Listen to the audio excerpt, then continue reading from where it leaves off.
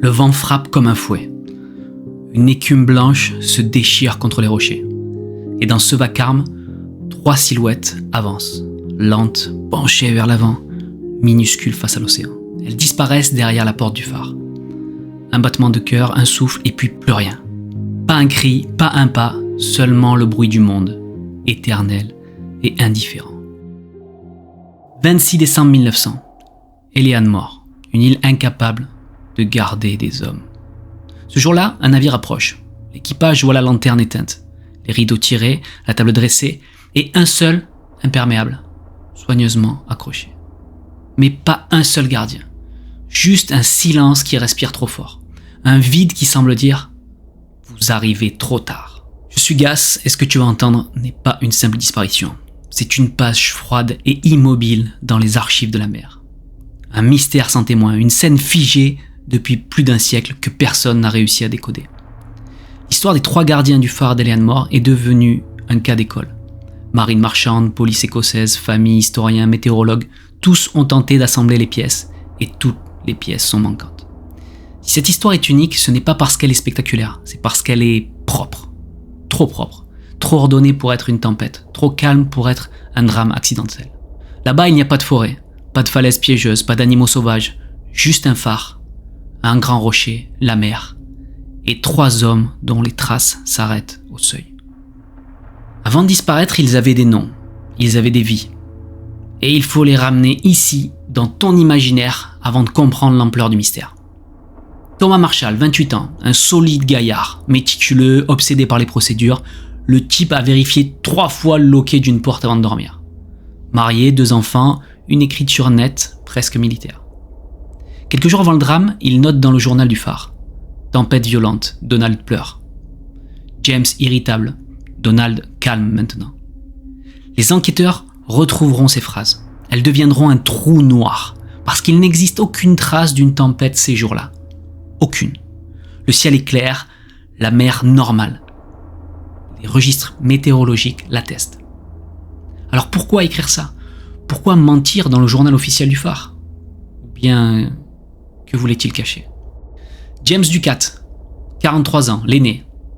L'expérience, 20 ans de phare, d'île perdue, de nuit au milieu du vide. Un homme qui ne cédait jamais à la panique. Et pourtant, James, irritable.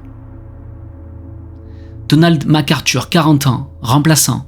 Tempérament vif, impulsif, bagarreur, mais loyal. Touchant même. Un mec qui se plaint, qui râle, mais qui protège les autres. On dirait que ces 3 hommes vivent quelque chose de lent, profond, souterrain. Une peur qui ne veut pas dire son nom. 3 humains isolés, 3 lanternes dans la nuit, 3 silhouettes qui regardent la mer et qui ne reviendront jamais. Les 3 hommes avaient accepté l'isolement. Le froid, les semaines sans voix humaine. Ils connaissaient le prix du silence. Et pourtant, quelque chose dans les derniers jours des rails. La table mise, le repas entamé, une chaise renversée, un peu de boue sur le sol, les lampes de la cuisine éteintes, les horloges arrêtées. Ce n'est pas un départ précipité, ce n'est pas une fuite, c'est une scène comme suspendue. Comme si 3 vies s'étaient levées au milieu d'un geste simple et n'avaient jamais pu revenir. 26 décembre 1900, 12h30. Le navire de relève, le Hesperus, approche. Le capitaine Harvey observe la tour. Pas un éclat, pas un mouvement. 12h45, personne au quai, personne ne sort, personne ne répond. Le drapeau du phare n'est pas hissé. Un autre signe d'abandon. 12h55, la porte principale est fermée, mais pas verrouillée. À l'intérieur, l'air est froid. Pas d'odeur de bougie, pas de feu. 13h, la cuisine, une soupe dans un bol, du mouton et des pommes de terre à moitié mangées, une chaise renversée, un peu de boue, un imperméable suspendu, mais 2 manques. L'horloge du mur s'est arrêtée. Cette horloge était remontée chaque jour manuellement. 13h10, inspection de la tour.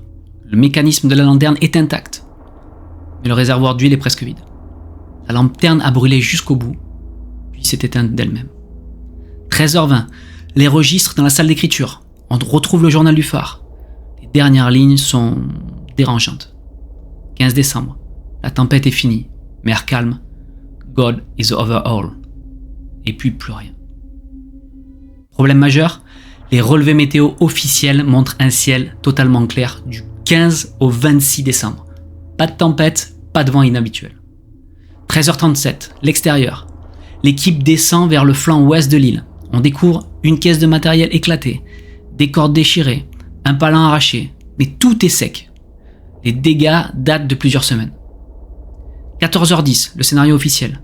Le rapport retiendra la chose suivante. Une vague géante a emporté 2 hommes qui réparaient le palan ouest. Le troisième inquiet est sorti sans manteau pour les aider. C'est propre, c'est simple, mais ça ne tient pas. Car les dégâts sont anciens, la mer n'a pas atteint la plateforme ouest à cette hauteur, aucune tempête n'a été enregistrée, et surtout, personne n'a jamais retrouvé le moindre corps.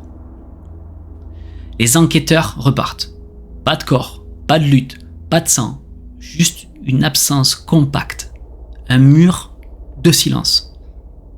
Dans le rapport final, une phrase glaciale. The men must have left the tower of their own accord. Volontairement, et pour aller où? À la recherche de quoi? Tu peux imaginer la scène.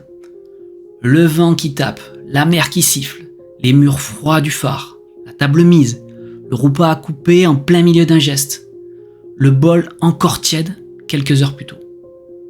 Et 3 hommes qui ne referont jamais plus ce geste. Pourquoi écrire tempête quand le ciel est clair?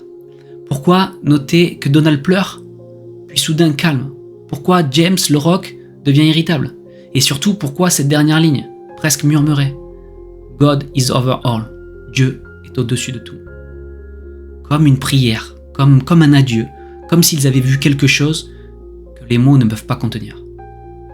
Pourquoi partir à 3? Dans les phares d'Écosse, c'était une règle sacrée. Jamais plus de 2 hommes dehors.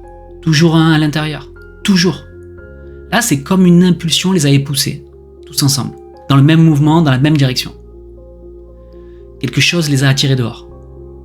Pas une vague, pas un cri, pas un bruit. Quelque chose qui n'a laissé aucune empreinte. Sauf dans le silence. On dit qu'un phare sert à traverser la nuit, à tenir debout quand tout disparaît. Mais sur Isle Mort, c'est la nuit qui a traversé le phare. Elle est entrée, lentement, comme une marée qui ne fait pas de bruit. Les 3 hommes se sont levés, ils ont ouvert la porte, ils ont regardé vers l'ouest, et ils ont marché, comme si quelqu'un les attendait. Aujourd'hui, de nos jours, le phare est automatique. Plus personne ne vit là-bas, plus personne ne brave ce silence. Juste un rocher, un battement de vent, et ce murmure très bas quand on s'approche un peu trop près. Revenez si vous osez.